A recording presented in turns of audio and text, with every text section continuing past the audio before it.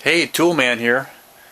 I'm going to be doing a hammer basics here for some of you guys.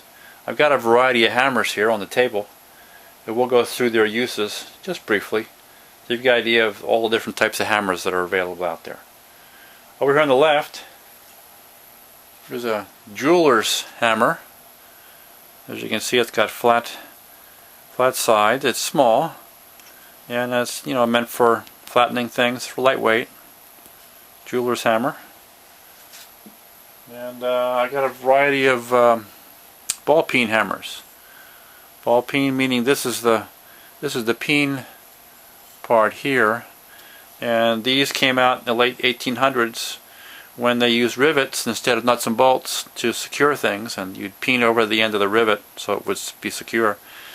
These are also used by machinists, metalworkers, and blacksmiths. You can see they come in a variety of different sizes, small to very large. Skip ahead to a really large one. I use this a lot for metalwork. It's a monster. Does a good job though.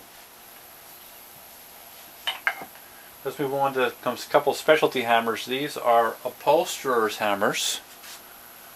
You can see this has got a size here and then a little larger one here.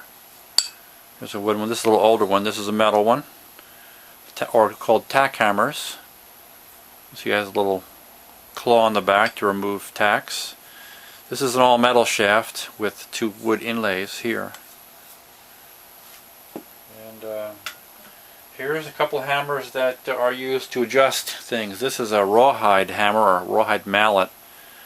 The casing here holds two pieces of rawhide that have been wrapped with the hammer, so when you strike something it doesn't leave a mark. This is pretty old. This was my dad's hammer back in the 40s. But nowadays they elect to go with a compound like this plastic hammer, pretty common. And I've used this a lot. It's pretty beat up. This is a great neck. And lastly is a rubber mallet. Okay, obviously use this for a lot of things, but you won't scar or mar the object you're hitting. Here's another auto hammer. This is a bodywork hammer. There's lots of different types of these. Some of them have a curved snout. Others, this is flat for working on the inside of metal, and then of course this is so you can get a reach inside to knock something out. It's an auto hammer. And moving on here, here's a hand sledge hammer or mallet. It's a 5-pound for demolition work. Works great. I use that a lot. There's a welder's hammer. It's got a point on here to knock the build up on the welds off and to clean off welds. A welder's hammer. Here's a specialty hammer. This one goes back to early 1900s, I believe. This is a combination little hatchet and a pick and a pry bar, and of course then a hammer here. So kind of unique. It's all metal, and there's a wood inlays. And of course claw hammers. You're familiar with them. Everybody's got one of these claw hammers or construction hammers. There's another one here. This one has a fiber handle, and this is of course a metal handle. Here's one of my favorites. This is an early claw hammer, but this is made regionally in Pennsylvania. Somebody made it. It dates back to the late 1700s. You see the claws are on a really sharp angle. But this is made in a local foundry. It's not mass produced. So it's an interesting little hammer. I think it is the original wood on it. And here's another hammer here. This is a Blacksmith's hammer.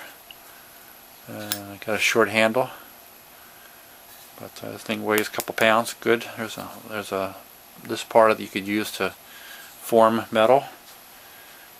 Here's a geologist or a rock hammer. Obviously a long piece here for breaking up rock. Use this quite a bit. And then finally we're going to wrap up with mallets, wooden mallets.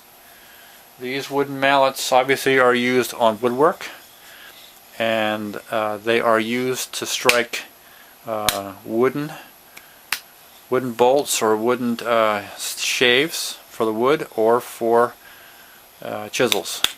These particular ones. There's another one. This little other version, and of course the monster here. This is Rosewood. This has been used a lot. It's been abused, but it's a unique piece. It just gets a replacement handle on it. And last but not least, here is a Shingle Hammer that has a notched top on it to make marks, set the nails, and then here's the head. You can see how it's very narrowly tapered, almost like an axe, but it's for splitting shingles. And finally is a common hand axe, and I only include this because it's got a flat, blunt surface that you could use as a hammer, although we don't recommend it again. So there's your review of Hammers 101, and hope you enjoyed it.